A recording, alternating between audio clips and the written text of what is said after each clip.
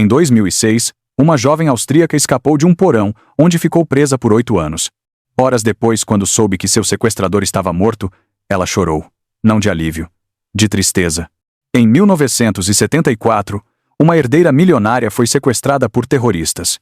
2 meses depois, câmeras de segurança a filmaram assaltando um banco ao lado deles, com uma metralhadora, sorrindo. Isso não é ficção, é psicologia, e é muito mais comum do que você imagina. Você está prestes a conhecer os 5 casos mais perturbadores de Síndrome de Estocolmo já documentados.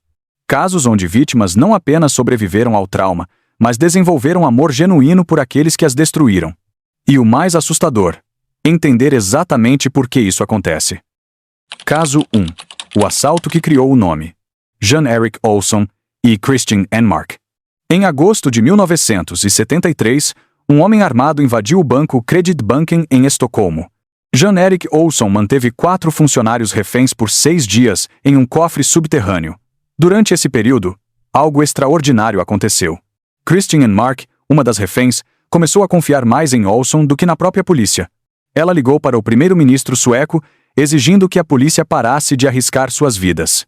Quando finalmente foram libertados, Christian recusou-se a testemunhar contra Olsson. Ela visitou-o na prisão. Anos depois, em entrevistas, ela ainda defendia suas ações.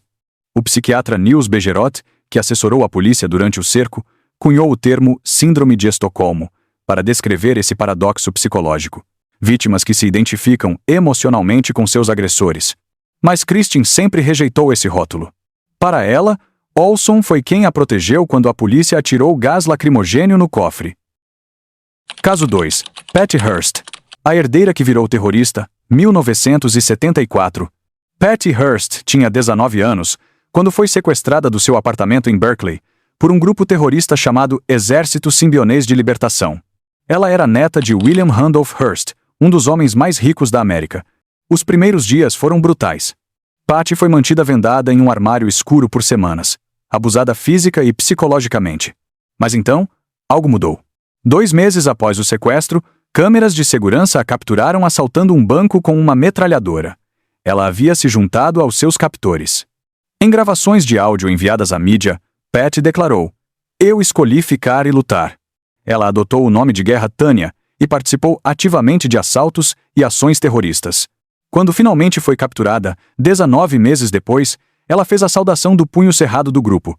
No julgamento, sua defesa argumentou Síndrome de Estocolmo. Patty foi condenada, mas sua sentença foi comutada pelo presidente Carter. Décadas depois, ela recebeu perdão presidencial de Bill Clinton. Mas a pergunta permanece: ela foi vítima ou cúmplice voluntária?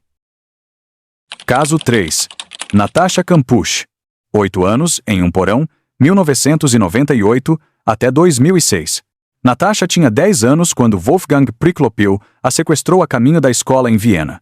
Ele a manteve prisioneira em um porão secreto sob sua garagem por 3.096 dias. O cativeiro foi meticulosamente planejado. O porão tinha apenas 5 metros quadrados, sem janelas, com paredes à prova de som. Priklopil controlava cada aspecto da vida dela, quando comia, quando falava, quando respirava. Ele a humilhava por infrações mínimas. Mas também havia momentos de gentileza calculada. Aos 18 anos, Natasha conseguiu escapar enquanto Priklopil aspirava o carro. Horas depois, ele se jogou na frente de um trem. E aqui está o chocante. Natasha chorou quando soube de sua morte. Em entrevistas posteriores, ela disse: "Ele fazia parte da minha vida. Eu sentia a pena dele." Ela comprou a casa onde foi mantida prisioneira. Ela defendeu sua memória publicamente, dizendo que ele não era um monstro o tempo todo. Psicólogos identificaram isso como um caso clássico de trauma de vínculo e síndrome de Estocolmo severa. Caso 4. Jace Dugard. Gravidez em cativeiro. Jace tinha 11 anos quando Philip Garrido a sequestrou em uma rua da Califórnia. Ele a manteve em um complexo de barracas e galpões no quintal de sua casa por 18 anos. Garrido, um criminoso pervertido condenado, abusou Jace repetidamente. Ela engravidou aos 14 e novamente aos 17. Ela deu à luz 2 filhas em cativeiro, sem assistência médica, com Garrido fazendo os partos. Mas aqui está o perturbador. Jace teve múltiplas oportunidades de escapar ou pedir ajuda. Garrido eventualmente permitiu que ela e as crianças saíssem do quintal. Ela interagia com clientes do negócio de impressão dele. Ela nunca pediu ajuda. Quando finalmente foi descoberta em 2009, Após um agente da condicional desconfiar de Garrido, Jace inicialmente mentiu para protegê-lo. Ela disse aos investigadores que as meninas eram suas irmãs. Ela inventou uma história elaborada. Somente sob pressão intensa ela revelou a verdade. Psicólogos explicam. Após anos de isolamento, Garrido era sua única fonte de interação humana. Ele era simultaneamente seu torturador e sua família. Seu cérebro criou um vínculo de sobrevivência. Caso 5. Colin Stan. A caixa debaixo da cama, 1977 até 1984. Este é talvez o caso mais extremo. Colin tinha 20 anos quando aceitou uma carona de Cameron Hooker e sua esposa Janice. Eles a sequestraram e a mantiveram como escrava da perversão por 7 anos. Cameron construiu uma caixa de madeira sob sua cama matrimonial. Colin passava até 23 horas por dia dentro dela. Ele a torturava com choques elétricos. Ele a fez assinar um contrato de escravidão. Ele convenceu-a de que pertencia a uma organização chamada A Companhia, que perseguiria sua família se ela tentasse fugir. O mais chocante, após alguns anos, Cameron permitiu que Colin visitasse sua família, sozinha, sem supervisão. Ela poderia ter ficado. Mas ela voltou. Ela voltou para a caixa. Ela finalmente escapou apenas quando Janice, a esposa de Cameron, teve um colapso de consciência e a ajudou. Mesmo assim, Colin hesitou. No julgamento, ela testemunhou que sentia que tinha um dever com Cameron. Especialistas descrevem isso como síndrome de Estocolmo, combinada com lavagem cerebral sistemática. Cameron não apenas a aprisionou fisicamente, mas reconstruiu completamente sua realidade psicológica.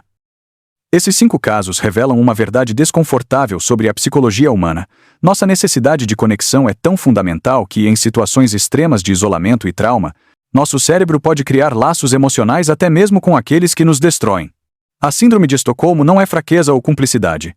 É um mecanismo de sobrevivência desesperado de uma mente tentando encontrar humanidade onde não existe nenhuma. E isso, talvez, seja mais perturbador do que qualquer violência física.